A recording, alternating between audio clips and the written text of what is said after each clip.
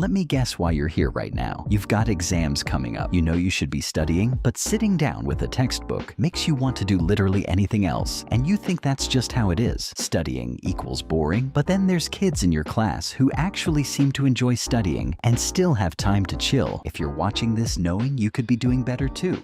This is your plan, because since that night, I went from failing grades to top of my class, got the highest scores in my year, and helped thousands of other students do the same. And today, I'm giving you the exact comeback protocol, starting with something you can do in 10 minutes that could flip everything. The real problem isn't that you're not a school person. It's that the way you've been taught to study is broken. It's slow. It has zero short-term reward, and your brain hates it. It's like running on a treadmill that goes nowhere. But what if studying actually felt good? We're going to take studying from I hate it and have to do it to this actually works and I don't mind doing it. And once you get this shift, momentum becomes easy. Your only job today is to study for 10 minutes, not an hour, not all night, just 10 minutes. And it sounds ridiculous, but here's why it works. Your brain hates huge, vague goals. The thought of a 3-hour study session makes you think of every boring, painful time you studied before. And that's why you procrastinate. But 10 minutes is too easy. Atomic Habits says make it so easy you can't say no.